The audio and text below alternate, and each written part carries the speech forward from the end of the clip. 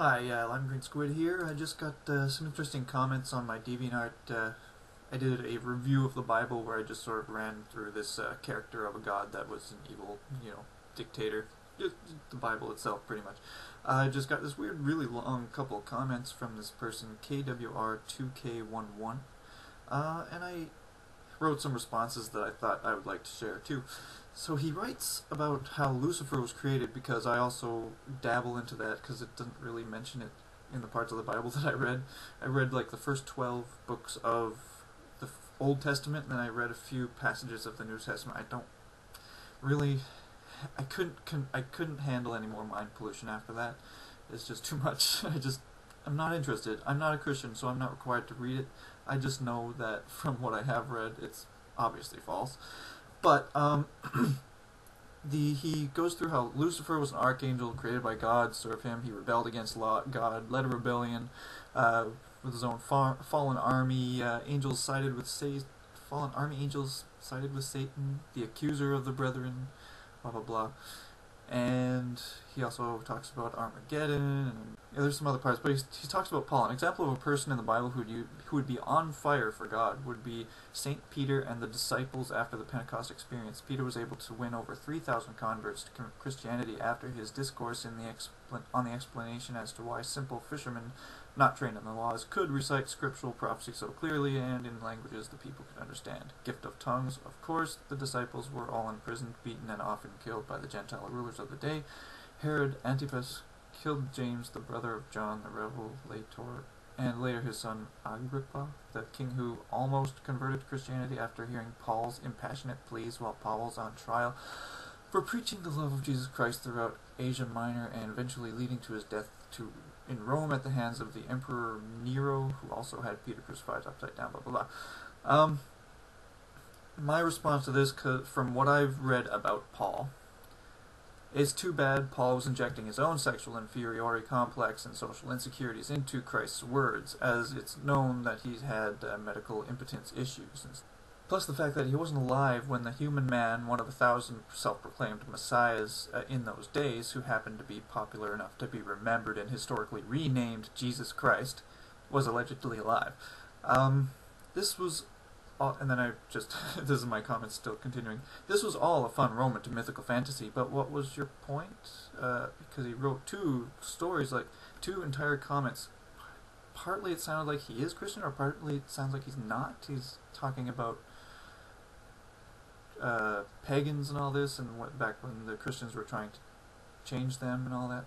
I couldn't quite get the gist, so I wrote the replies as if sort of, just antagonizing Christian arguments, antagonizing arguments towards Christians, but with a sort of, hey buddy, we're doing it together. So I don't know if that was his approach, or if he is an actual Christian. If he is an actual Christian, well, I would say this thing anyway, all these words anyway. Okay.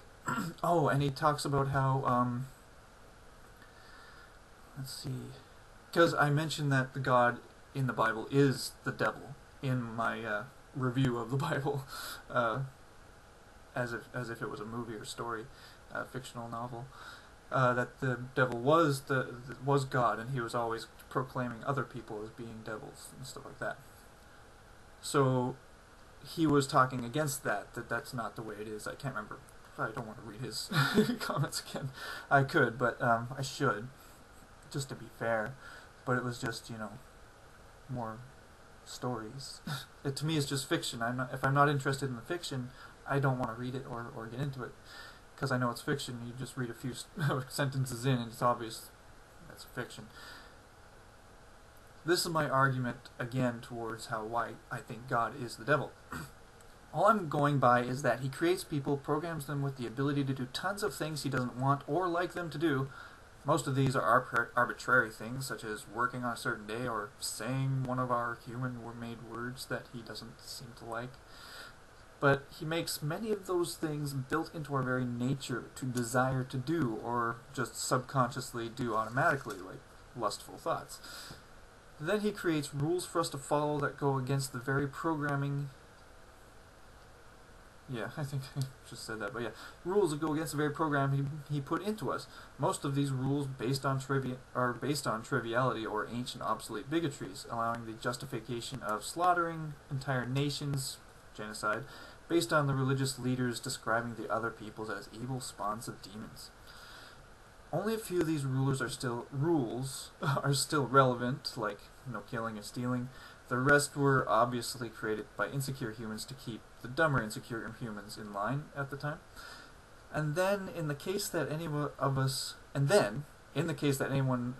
breaks these rules that he sets on us against our own natures, many things that we can't not do, and many of which aren't harmful in the first place, he has created an entire realm of infinite suffering to send all those people to give in to their pre-programmed urges. Even just to think lustfully, apparently, says Jesus, about anyone or a woman, is a hell road, and he programmed us so that we all do it. It's crystal clear at that moment right there. Anyway, in programs that we all do it, so that they can feel pain, humiliation, constantly and consistently for the entirety of forever, without a chance of redemption. And isn't redemption the whole point of punishment? Or at least the intent of punishment beyond primal revenge feelings, but you want to teach a person a lesson, you know? You don't want to just torture them forever. That doesn't make them learn a lesson. What the hell? Anyway, I go on. Given all these criteria, this fictional entity, given the name Yahweh, can be nothing other than a god of evil or a devil. He makes subjects, programs them a certain way, gets angry at them for acting the way he programmed them, and punishes them forever in a realm of infinite torture. Or allows the torture of them infinitely. Those are all things an honest being of love and forgiveness would never even conceive of, especially since eternal torture is the absolute opposite of forgiveness. Do I have to spell that out? Eternal torture is the absolute opposite of forgiveness. Those are all things that an honest being of love and forgiveness would never even conceive of, especially since eternal torture is the absolute opposite of forgiveness. And I can't imagine any being torturing anyone or anything, or to block any silly refutations of that argument that God does not torture people, that it's Satan or whoever in hell.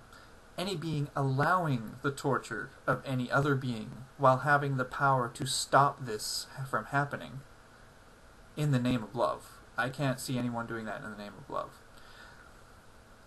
If they have the power to stop it, and they don't, suffering. Again, crystal clear moment there. Anyone who doesn't get it by then must have a little bit something missing. And I'm not afraid to say that because that can't be an insult if it's just pretty much a fact. If you don't get it after that, there's no hope for you. Well, there's always hope. We always have to say there's always hope. We can't give up on this argument. But let me just continue on.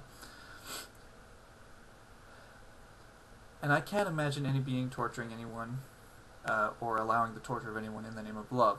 I might one day spank my future child and feel horrible for it, but I was hoping that maybe they learned a little bit of a lesson out of that, and maybe I will never do that. But I don't tend to hit people. I just hit things like walls and video game controllers.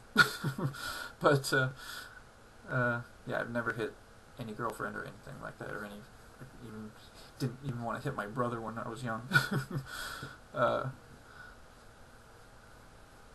I trail off a lot. I'm sorry. I might one day spank my future child, but I would never lock that child in a basement for the rest of its life if it did something as arbitrary and everyday as swearing. But that's what your God would do. And when I, a mere human, am morally superior to an ancient God who claims to be all-loving and all-knowing and all-powerful, and an ancient book who can't get over simple bigotries like homosexuality and who encourages things like slavery, it's time to laugh at the blatant contradictions and human-made mess that this ancient God turned out to be. and then move on. All of us. But then he sends a piece of himself down to us.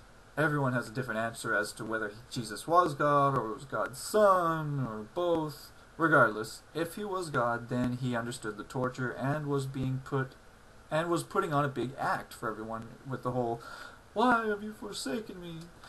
His sojourn into hell was meaningless because he was a son of God, and God already knows what torture feels like, or else he couldn't be God if he didn't know something, right?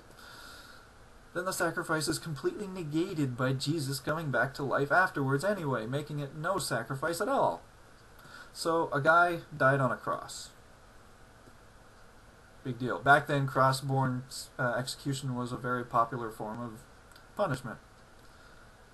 I'd feel more empathy for the mere humans that are propped up on the crosses around this demigod who's going to be coming back to life in 3 days anyway and will live luxuriously and rule in heaven. That's a really big sacrifice there. It's excuse me, it's like a rich man sitting on the streets begging. Do you see? It's just blatantly laughable how silly and easy to crumble this religion is. It's just neat that and then I just turn back to him and say, it's neat that you know a lot about this piece of historical fiction and much of it's fan fiction, but it's really the story of how this fiction and these fanfics were created and why that is more interesting and useful to the public.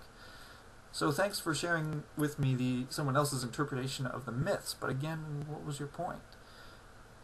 Because I couldn't quite gauge whether he was a believer or not. Alright, I'm at 12 minutes now. I have a second comment that I wanted to do, so I will end this and continue in the next one.